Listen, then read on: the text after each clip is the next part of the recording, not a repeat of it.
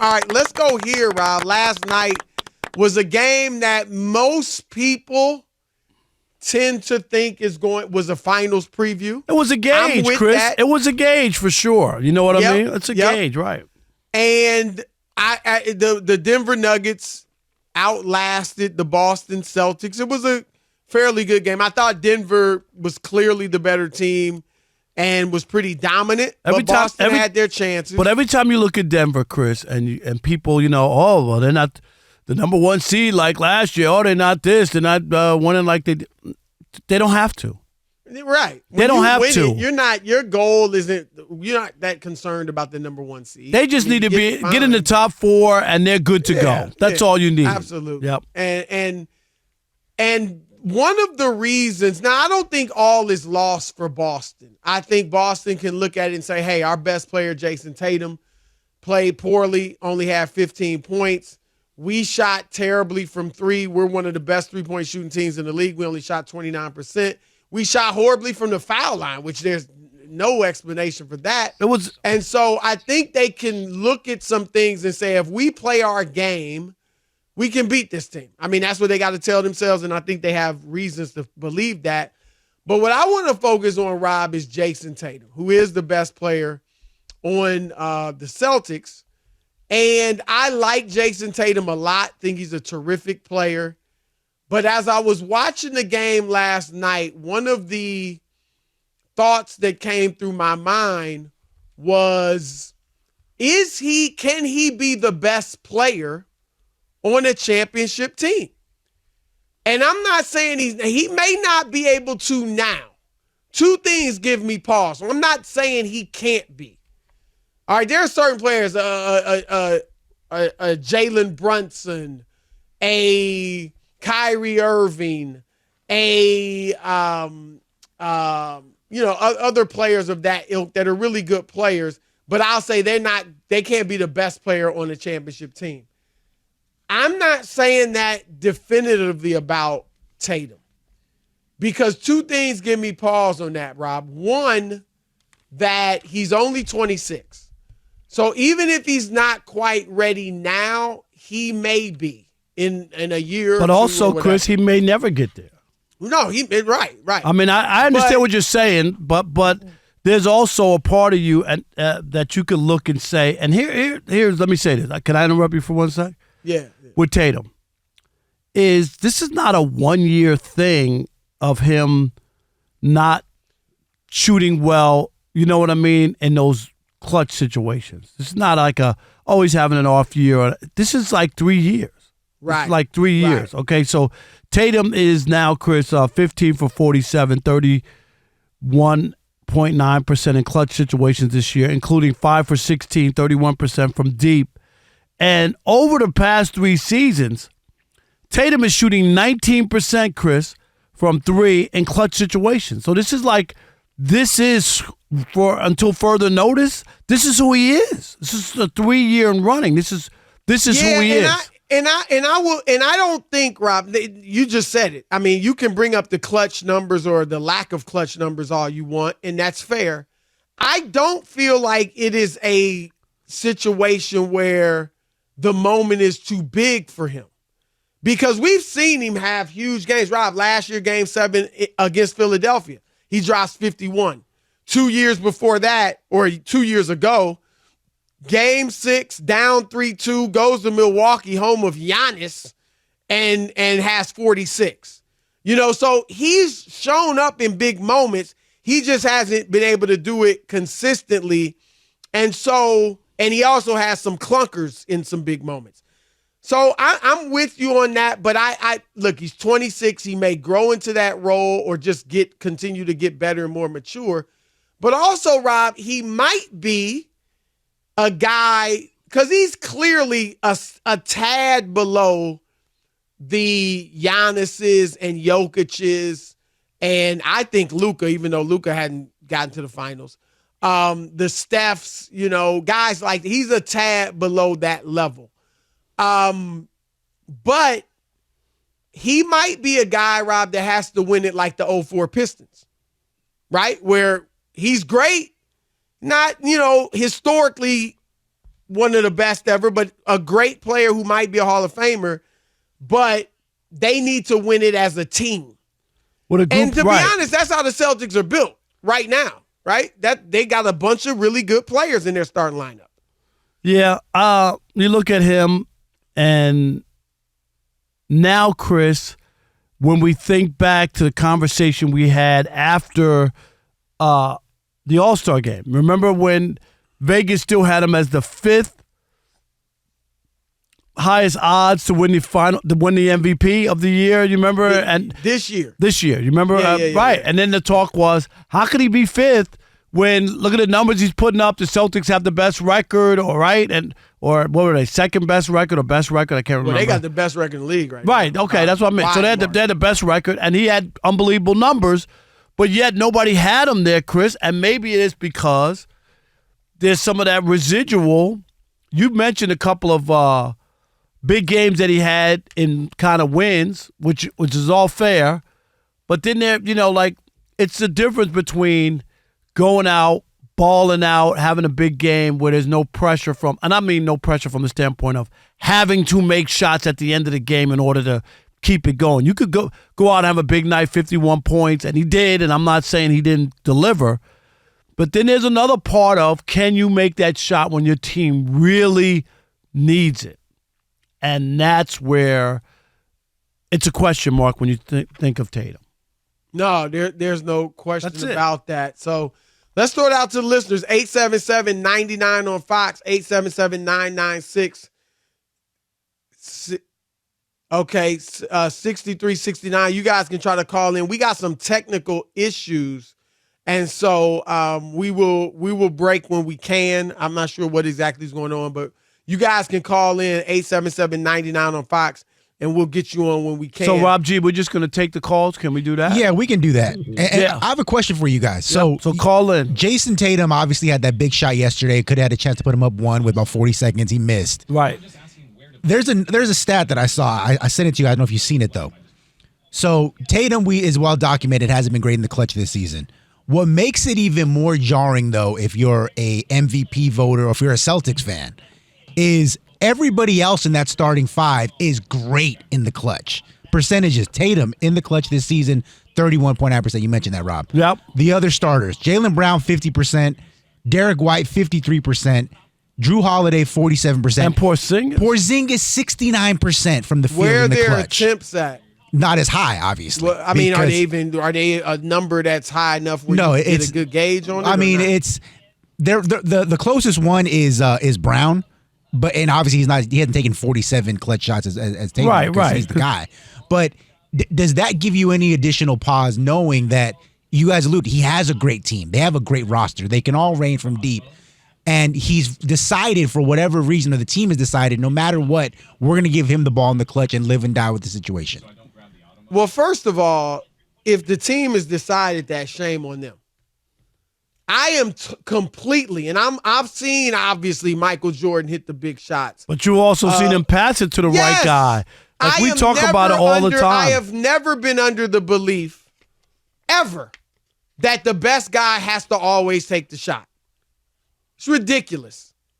What you do, you may put it in not even always, but you may put it in your best guy's hands for him to be able to make a play or be an option, but you run something with options and then whoever's got the best shot takes it. Like you said, Rob, Jordan passed it to Steve Kerr to win a finals. Don't you remember? John Paxson to win a finals. On Last Dance, Chris, they had the video. You remember we saw it where he said this to Steve Kerr. Steve, be ready. Yep.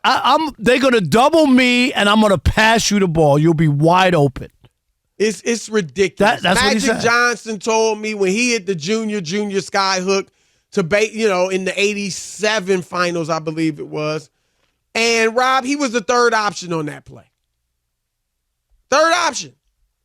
It was Worthy, Kareem, and then Magic. And he got the best And he look. got the shot. Right. Yeah, so that's what you should do. I think the only Jayson time Tatum, what he has to do, Rob, is when he gets double or triple teamed, like that shot a couple days ago against Cleveland, Derek White is wide open. Couldn't be any more open. And he didn't even look at him. Right. You don't always have to take the shot. So, yeah, he should go to some of these other guys if the situation calls for it. 877-99 on Fox. Rob G, I don't have a screen in front of me. We got – let's go to Dre. Dre in Massachusetts, you're on the Odd Couple. Fox Sports Radio. What's up, Dre? Not too much. Thank you for taking the call. Listen, I'm going to be staying on topic. This yes, call. That's all right. Yeah, because we will cut you off. You know, Dre, you veered off. We didn't know where you were headed. We thought you were going to Mass Turnpike. Too many side points. Yes.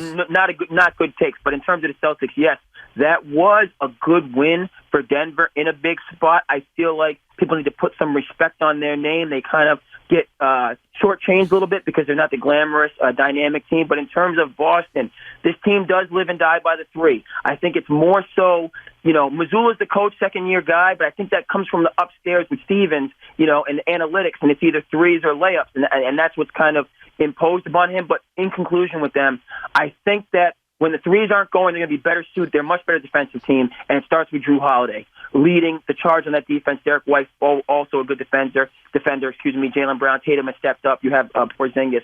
So, I just feel like when this team stumbles, whereas in years past, it was decisive. They didn't have the leadership on the court. I think Drew Holiday is just going to be flat out huge in their postseason run when things get tough to get them back into their set, to get that bucket, and to kind of help them to weather the storm.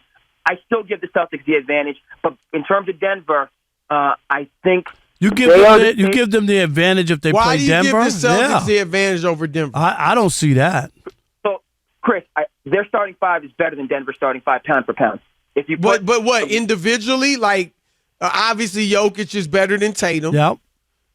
Jamal Murray, if you want to call him and Jaylen Brown a wash, Chris, I don't know. Fair? I would say. Jamal Murray, playoff Jamal Murray's better. Like, if you look at his numbers, playoff is better than Jaylen Brown. They might be a wash. Well, playoff numbers are. They're better. Playoff, that's all I'm saying. But I'm glad he brought this angle up, Rob, because one of the things I love about Denver, and you'll appreciate this being a guy that knows the history of the game and covered it during the 90s, 2000s, late 80s. Denver is not a superstar-laden team. Nope. Denver is not obviously a super team.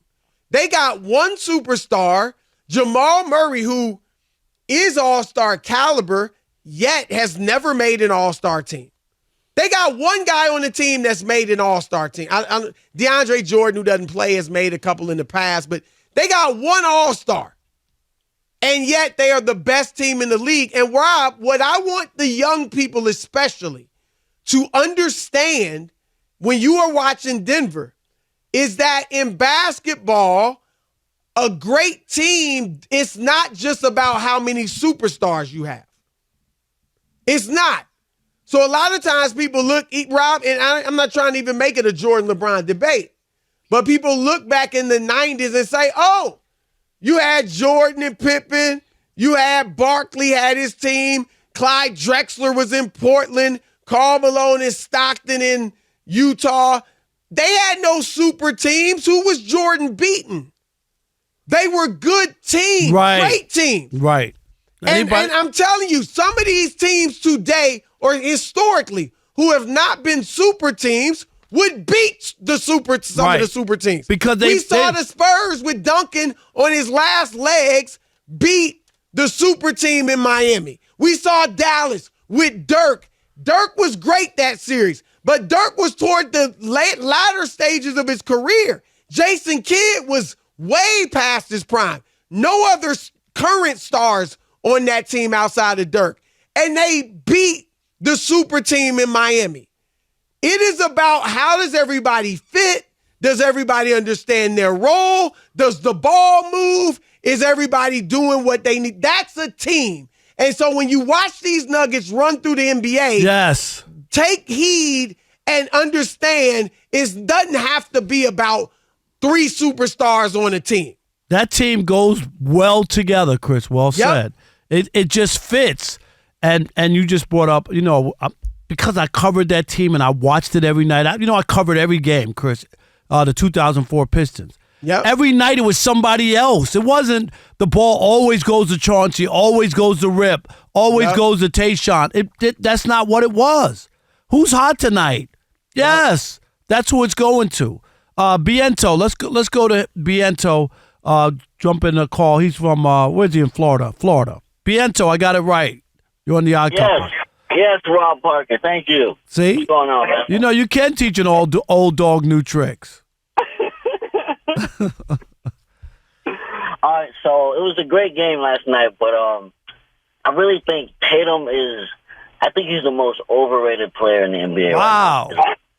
Because people want to put him in MVP conversations, and I always said, like, he doesn't have the package, and it rears his ugly head in the playoffs, because in the playoffs he can have a good game, but these good games only come when the defense sags off.